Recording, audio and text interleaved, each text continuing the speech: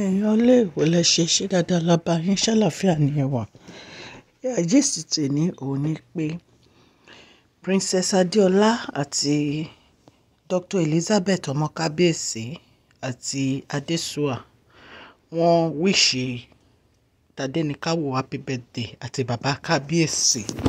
Inú wọn dùn púpọ̀ láti rí i pé Tadenikawo ṣe third birthday.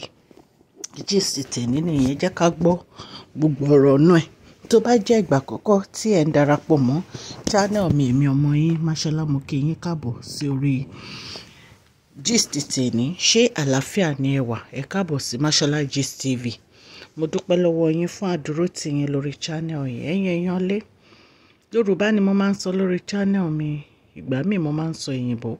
Mo máa ń sọ̀rọ̀ nípa celebrity gist, royal gist. Mo máa ń sọ̀rọ̀ nípa politics àti gbogbo nǹkan tó ń ṣẹlẹ̀ ní agbègbè Nàìjíríà. Ẹ̀yin tẹ́ bá ti subscribe, ẹ lọ subscribe o, so that tí n bá ti post any gist ẹ máa rí. Okay. Lọ́lá yín máa lọ o. Ọlá yín ò ní lọ ìsàlẹ̀ láéláé. Gist tèmi bí a ṣe gbọ́ o, wọ́n ní bàbá kábíyèsí, wọ́n nínú wọn dùn sí Tadenikawo, ipe wọ́n dìídì ṣe àdúrà fún ni, ipe Ọlọ́run á jẹ́ kí ó dàgbà kó ju àwọn baba ńlá bàbá ẹ̀ lọ o. Wípé inú àwọn dùn wípé láti ara Queen Naomi ni Tadenikawo ti jáde. Wọ́n wish ẹ̀ ní happy birthday. Wọ́n wish ẹ̀ ní long life and prosperity. Wọ́n wish ẹ̀ pé ó máa ṣe púpọ̀ ọdún láyé. Wọ́n ní wọ́n dẹ̀ fún ní very beautiful gift. Bẹ́ẹ̀ náà ni Princess Adeola, wọ́n dìídì wọ́n pray fún lórí phone àti Dr Elizabeth. Wọ́n ní wọ́n celebrate ẹ̀ pé wọ́n kọ happy birthday song fún. Ẹ̀yin ènìyàn lé, ẹ̀yin náà mọ̀ pé láti ìbẹ̀rẹ̀ ni Princess Adeola àti Dr Elizabeth not in fight fún Queen Naomi. Ìgbà kan tiẹ̀ wà tó yẹ pé wọ́n ń bẹ Queen Naomi everyday ní pé kí wọ́n jọ kí wọ́n return sí palace, kí wọ́n jọ kí wọ́n return sí palace. But inú mi dùn pé Queen Naomi take stand wọn pé no, àwọn ò ní padà o, àfi tí àwọn olórí yìí tán bá kúrò ní palace. Ṣé ẹ mọ̀ pé nǹkan tí Queen Naomi ṣe yẹn, gbogbo wa ṣe rí ní ìsìn pé nǹkan tó dáa ni. Ṣé ẹ mọ̀ pé tó bá yẹ pé ìgbà yẹn bí àwọn Princess Adeola gbogbo wọn bó ṣe ń bẹ Queen Naomi, tó bá jẹ́ ìgbà yẹn ni Queen Naomi padà sí palace, ṣé ẹ mọ̀ pé àwọn olórí yìí wọn ò ní gbégbèsè láti lọ ra lé. Wọn ò ní, because wọ́n máa feel pé ìgbà tán ti padà sí palace kí láwọn tó fẹ́ lọ fún. Àfi kí Ọlọ́run kó kó wa yọ lọ́wọ́ àwọn olórí yìí. Princess Adeola, Dr Elizabeth, they love Tadenikawo so much. They love him. Wọ́n dẹ̀ show ẹ̀ nífẹ̀ẹ́ ní time birthday yìí. Wọ́n show ẹ̀ ní love. Wọ́n ní pé àwọn dúpẹ́ wípé Ọlọ́run ó fún kábíyèsí ní ọmọkùnrin. Wọ́n ní àwọn dúpẹ́ pé Ọlọ́run ó ṣàánú fún kábíyèsí.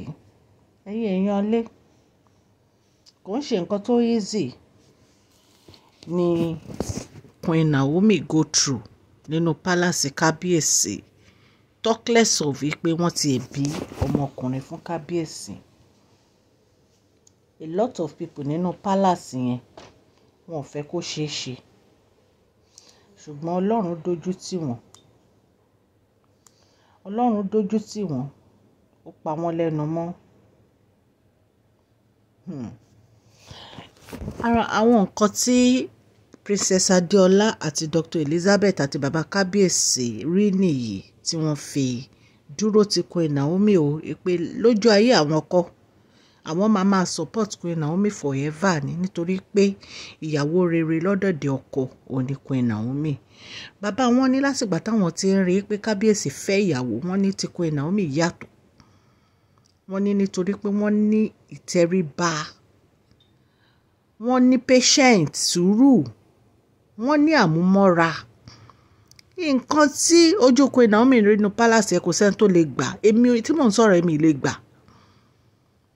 wọ́n ní àmúmọ́ra seriously pẹ̀lú gbogbo bí àwọn ìyálájẹ́ gbogbo àwọn 3 sisters ìyèyé mẹ́ta bó ṣe ń bọ́ Queen Naomi nínú palace ṣé ẹ gbọ́ tí Queen Naomi sọ̀rọ̀ wọ́n sọ̀rọ̀ nítorí pé wọ́n mọ nǹkan tí wọ́n kárì wọ́n mọ nǹkan tí wọ́n gbé dání bàbá kábíyèsí ṣàdúrà fún wọn pé ọmọ yìí á ṣe púpọ̀ ọdún láyé ọlọ́run ò ní gbà lọ́wọ́ wa ó máa ní ọ̀wọ́ rere lẹ́yìn wọ́n ṣàdúrà gan-an fún wọn nítorí pé ìyàwó rere ni wọ́n ìyàwó alálùbáríkà ni wọ́n ìyàwó ìdùnnú ni wọ́n lọ́dẹ̀dẹ̀ ọmọ wọn bẹ́ẹ̀ náà dẹ̀ ni àwọn Princess Adeola Dr Elizabeth àti ọmọ kábíyèsí ni wọ́n dúró ni wọ́n ṣàdúrà ẹ rántí ìgbà kan tí Adéṣọ̀á ń béèrè lọ́wọ́ kábíyèsí pé kí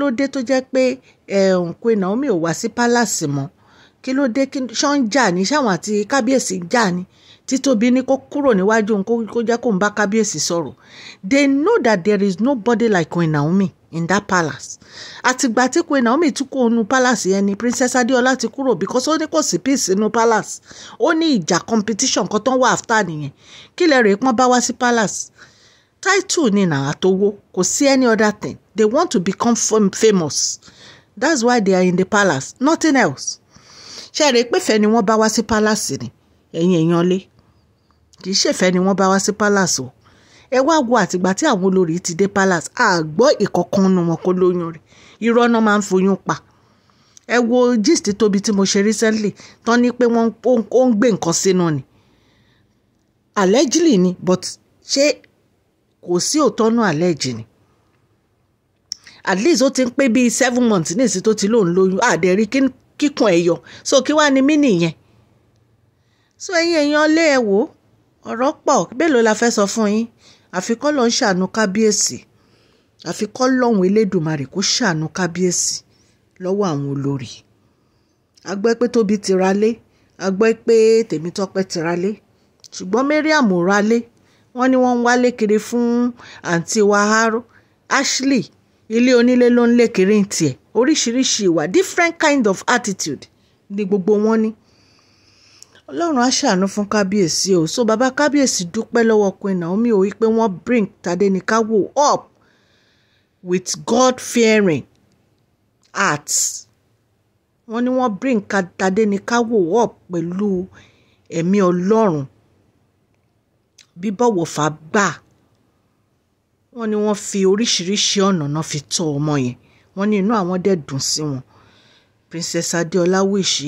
Tadenikawo happy birthday Dr Elizabeth wish him happy birthday tó bá jẹ́ pé wọ́n ń ṣe ìyàwó tó dáa ṣé wọ́n máa wish ọmọ wọn happy birthday wọ́n ní wish ọmọ wọn happy birthday wọ́n tiẹ̀ ní fẹ́ ní anything ṣe pẹ̀lú wọn but they love her from the bottom of their hearts because she was a good woman very good and sweet ẹ̀yin èèyàn lé gist nìyẹn ta ní ká mú wá fún yín etí tẹ́ fi ń gbọ́ mi ò ní di ọwọ́ tẹ́ fi ń tẹ subscribe like kò ní kan ìsàlẹ̀ àpò òkè lọ́la yín á máa lọ please share this video like and subscribe God bless you all.